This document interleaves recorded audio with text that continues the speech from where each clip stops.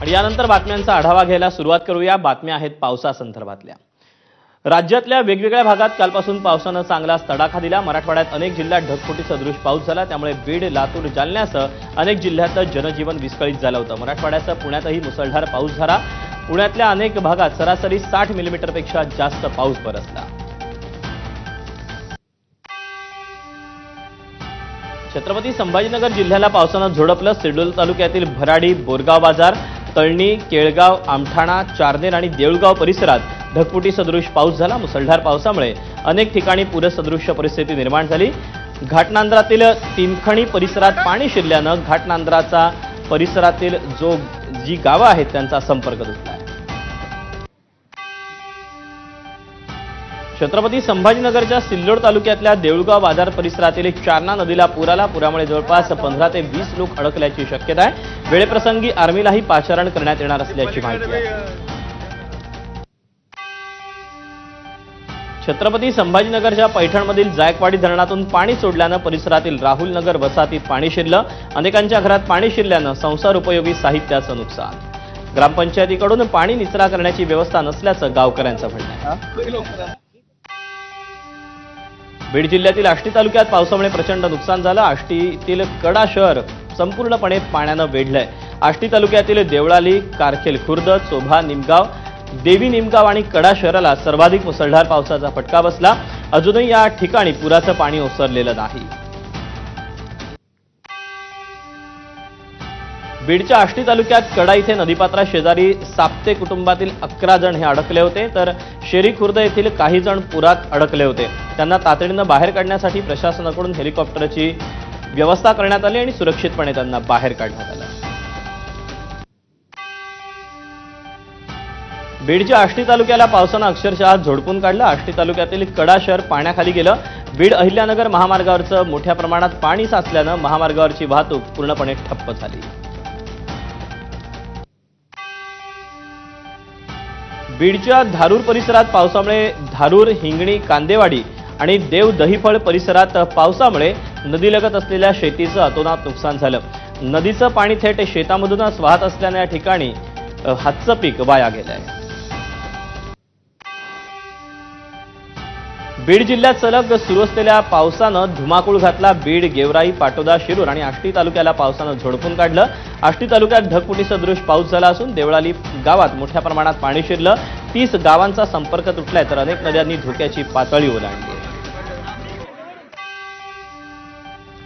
जायकवाडी धरणातून गोदावरी नदीपात्रात पाणी सोडण्यात आलं होतं, त्यानंतर गोदावरीला पूर आल्याचं दिसून आलं। बीडच्या पोहनेर इथे गोदावरी नदी ही वाहत असते।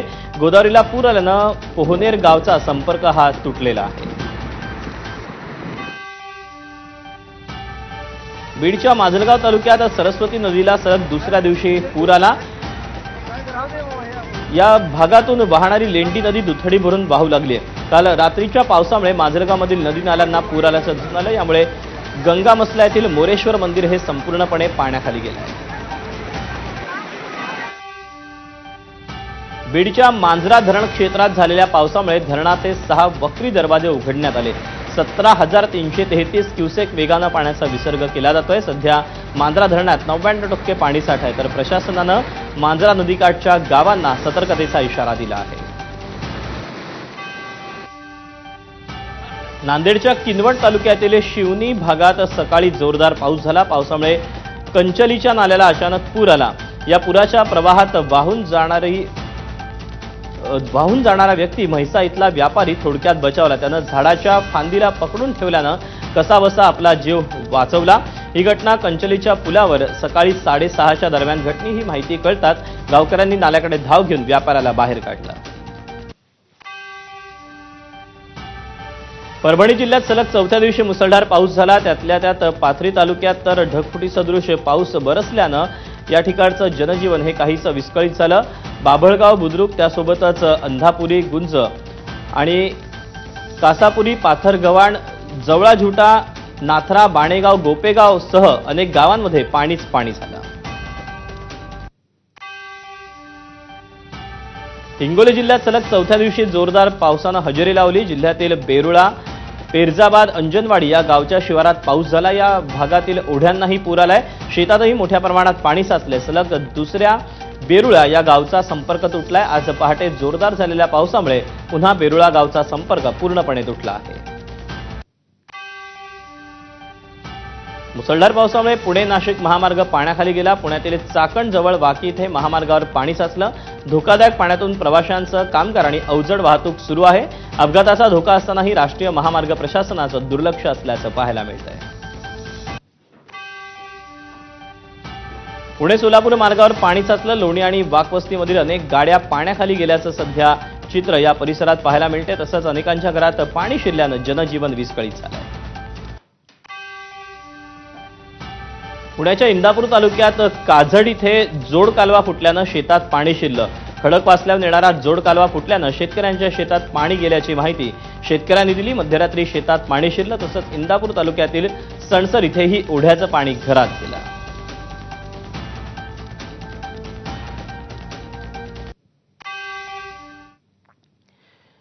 आणि यानंतर आपण जाणार आहोत दादर इथल्या शिवाजी पार्क स्मारकावर। राज्यपाल यांनी कार्यभार आज स्वीकारल्यानंतर महापुरुषांना अभिवादन करण्यासाठी सध्या अतिरिक्त कारभार ज्यांच्याकडे देण्यात आलेला आहे ते देवव्रत आचार्य सध्या दादरमधील सावरकर स्मारकामध्ये पोहोचलेले आहेत। आज त्यांनी त्यांच्यावर अतिरिक्त कार्यभार हा महाराष्ट्र राज्याचा सोपवण्यात आलेला आहे आणि त्यानंतर त्यांनी काही वेळापूर्वीच शिवाजी पार्क इथे जाऊन छत्रपती शिवाजी महाराजांच्या पुतळ्याला देखील पुष्पहार अर्पण केलेला होता आणि त्यानंतर आता ते दादर इथल्या स्वातंत्र्यवीर विनायक दामोदर सावरकर यांच्या स्मारकाच्या ठिकाणी देखील पोहोचलेले आहेत आणि इथे देखील त्यांनी आता सावरकरांच्या या पुतळ्याला पुष्पहार अर्पण केलेला आहे। यावेळेला त्यांच्यासोबत मंत्री मंगलप्रभात लोढा हे देखील आपल्याला पाहायला मिळतात। याशिवाय सावरकर स्मारकातील काही पदाधिकारी देखील आपल्याला पाहायला मिळत आहेत।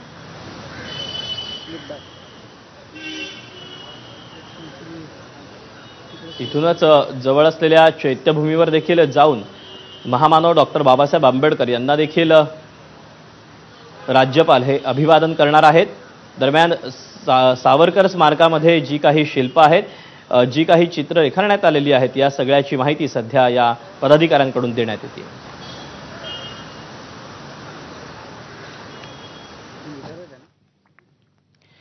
आणि राज्यपालांच्या दौऱ्याकडे आपलं लक्ष असेल। तुर्तास पुन्हा एकदा वळूयात पावसातल्या बातम्यांकडे। इंदापूर तालुक्यात मुसळधार पाऊस झाला। मुसळधार पावसामुळे सणसर येथील घरांमध्ये पाणी शिरलं। यामुळे नागरिकांचं मोठं नुकसान झालं। तसंच सणसरमध्ये जवळपास 87 मिलीमीटर पावसाची नोंद झाली।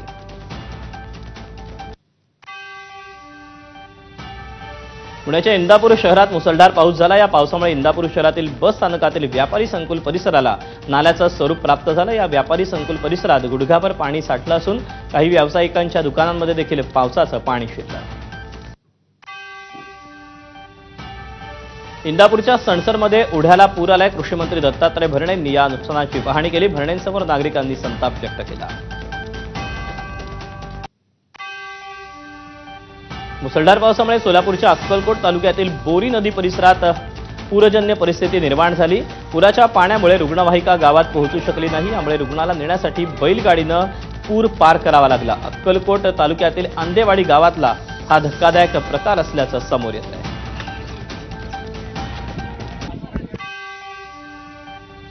सोलापूर शहर आणि परिसरात पडणाऱ्या मुसळधार पावसामुळे सोलापूरकरांचे हाल होत आहेत। सैफुल स्वामी विवेकानंद नगर भागातील नागरिकांच्या घरात ड्रेनेजचं पाणी शिरलंय।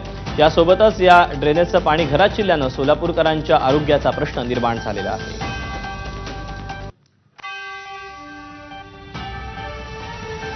सोलापुरातील करमाळा तालुक्याला पावसानं झोडपून काढलं। कोर्टी गावात ढगफुटी सदृश पाऊस झाल्यानं सर्वत्र पाणीच पाणी झालं। कोर्टी परिसरातील ओढे नाले दुथडी भरून वाहू लागल्यानं अनेक गावांची संपर्क तुटला। या मुसळधार पावसात गावातील ग्रामपंचायत कार्यालय आणि पोस्ट ऑफिस कार्यालयासह अनेक घरात पाणी शिरल्यानं मोठं नुकसान झालं।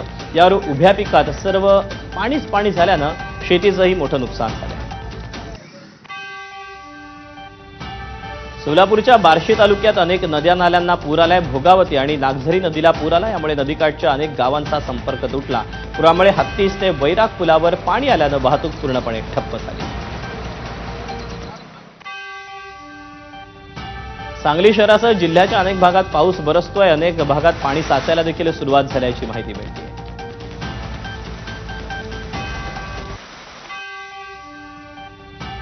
मुंबईतही मध्यरात्रीपासून मुसळधार पाऊस बरसला. अनेक ठिकाणी पाणी देखील साचलं होतं. अशातच मुसळधार पावसाचा रेल्वे वाहतुकीवर काहीसा परिणाम झाला. वांद्रे, माहीम, माटुंगा, कुर्ला रेल्वे रुळांवर पाणी साचलं होतं. मध्य हार्बर आणि पश्चिम रेल्वेची वाहतूक ही काहीशी विस्कळीत झाली होती. मुंबईतल्या पावसानं अनेक सखल भागात रस्त्यावर पाणी साचलं. दादर पूर्व येथील हिंदू कॉलनी परिसरातले रस्तेही पाण्याखाली गेले होते. अशातच पाण्याचा निचरा करण्यासाठी पालिकेच्या कर्मचाऱ्यांनी मॅनहोलची झाकणं उघडी ठेवली. या मॅनहोलमध्ये कोणाचा अपघात होऊ नये म्हणून पालिकेचे कर्मचारी या झाकणाभोवती बसून होते.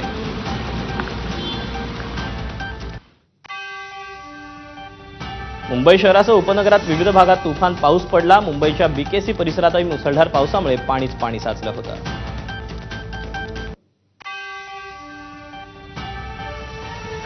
सायन परिसरातील रस्ते देखील जलमय झाल्याचं पाहायला मिळालेलं होतं. सायनच्या अनेक भागांमध्ये देखील मोठ्या प्रमाणात वाहतूक कोंडी झाल्याचं चित्र होतं.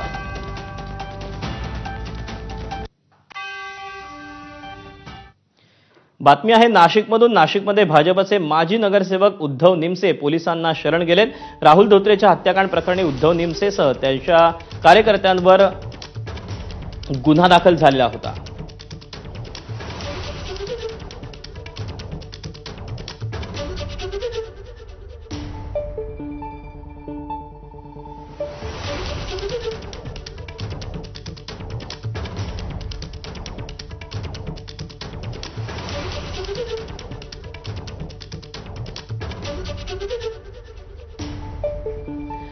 आपण याबद्दलचे अपडेट जाणून घेऊयात. मुकुल कुलकर्णी आपल्यासोबत आहे. मुकुल, उद्धव निमसे शरण आल्याचं कळतंय काय? अधिकचे अपडेट मिळत आहेत काय? तपशील आहेत?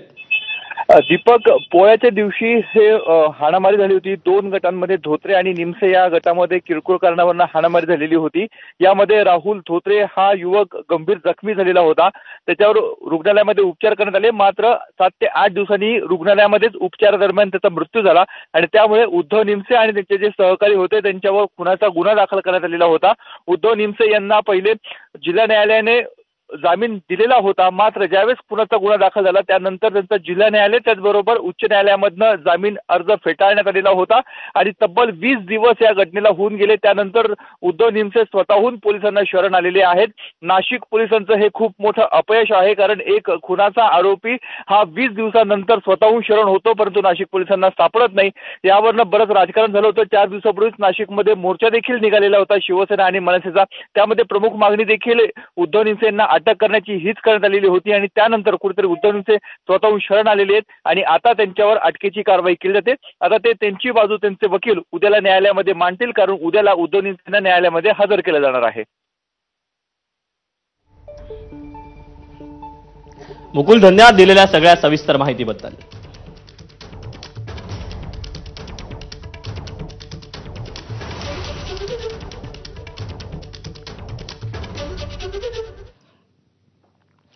आणि यानंतर वळूयात पुढच्या बातमीकडे. बातमी आहे मुंबईतून.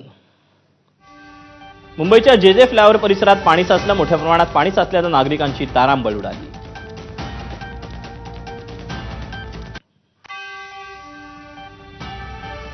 मुंबईत वरळी नाका येथील आचार्य आत्रे चौक आणि मेट्रो स्टेशन जवळ रस्त्यावर मोठ्या प्रमाणात पाणी साचलं. त्यामुळे वाहन चालकांना मोठ्या अडचणींचा सामना करावा लागला.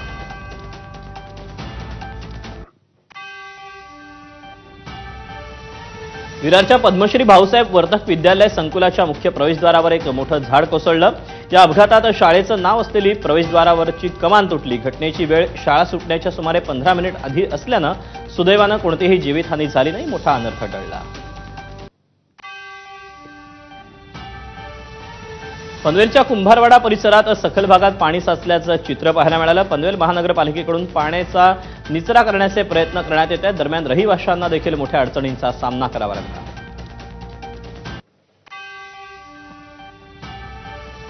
मुंबईसह राज्यात सुरू असलेल्या मुसळधार पावसाच्या पार्श्वभूमीवर उपमुख्यमंत्री एकनाथ शिंदे यांनी दुपारी मंत्रालयातील राज्य आपत्कालीन कार्य केंद्राला भेट देऊन पावसामुळे उद्भवलेल्या परिस्थितीचा आढावा घेतला.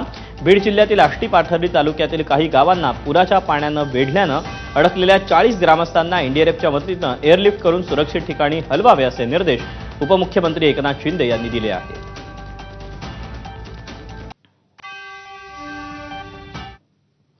बातम्यांसोबत बुलेटिनमध्ये वेळ झाली एका छोट्याशा ब्रेकची.